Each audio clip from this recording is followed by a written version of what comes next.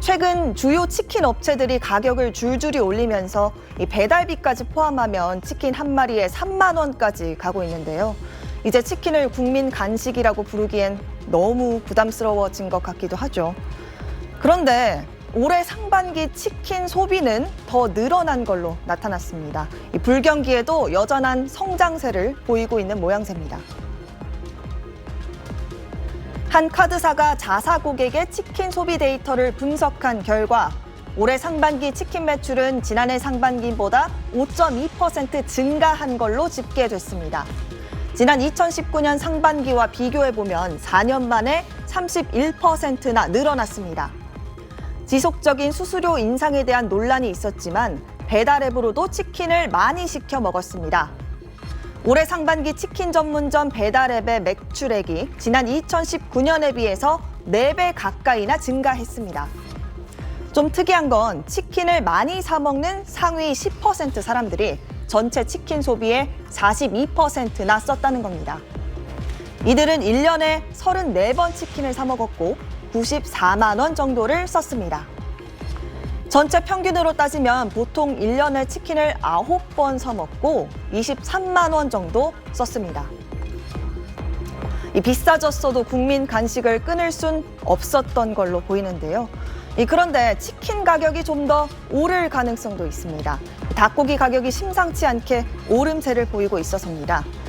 치킨에 주로 사용되는 10호 닭의 1kg당 평균 도매가 추이입니다.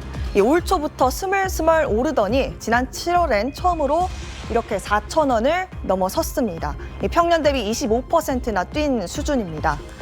AI 여파에다 여름철 집중호우, 폭염 등 영향으로 많은 닭들이 폐사한 탓이 큽니다.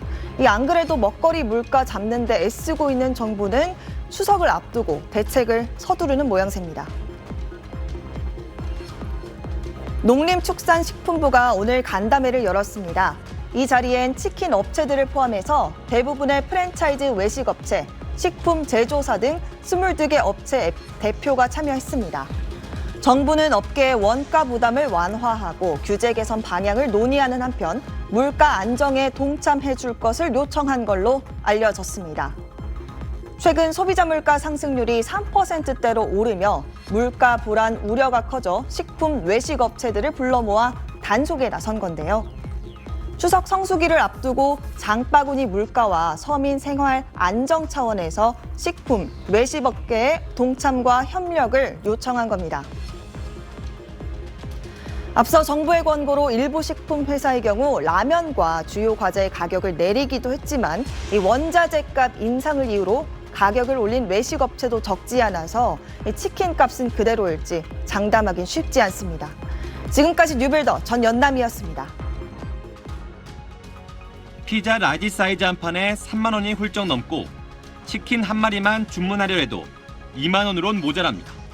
외식 물가가 치솟으면서 밖에서 사 먹기 겁날 정도입니다. 고기는 주로 집에서 사다가 먹고 있어요. 식당에서 가서 먹기에는 너무 비싸고 집에서 먹으면 3분의 1 가격에 먹으니까. 직장인들 월급은 뭐 한정되게 요만큼인데 점심값은 10,000원 가지고 먹을 수 있는 게 별로 없잖아요. 그러니까 이제 도시락을 싸주고 그러죠. 올해 4월 7.6%까지 올랐던 외식 물가 상승률은 지난달 5.3%로 다소 낮아졌지만 여전히 소비자 물가 상승률보다 2배 가까이 높습니다. 냉면과 삼계탕, 비빔밥 등 대표 서민 외식 메뉴는 이미 서울에서 10,000원으로 먹기 어렵게 된 지 오래입니다. 외식 물가는 식자재뿐 아니라 임대료, 인건비 등이 두루 반영돼 한 번 올리면 잘 떨어지지 않고 동종업계에 확산되는 경향이 있습니다. 추석을 앞두고 물가 상승세에 자극될까 정부가 외식업계 관계자들을 불러 인상 자제를 요청했습니다. 식품, 외식 물가는 서민 체감도가 높은 물가로 추석을 앞두고 국민 여러분의 걱정을 덜어드릴 수 있도록 해야 합니다. 하지만 자영업자들은 남는 게 없다고 호소합니다. 키로에 한 8,500원 가던 것이 12,000원까지 올라갔습니다. 한 3시간 정도 바쁜 시간에만 마진폭도 적은데 그 알바비를 감당을 못하죠. 정부는 수입 재료 관세를 낮추는 등 원가 부담을 줄여줄 계획인데 여전히 높은 곡물 가격에 최근 다시 급등세를 보이는 국제 유가가 악재로 작용할 수 있습니다. SBS 김수영입니다.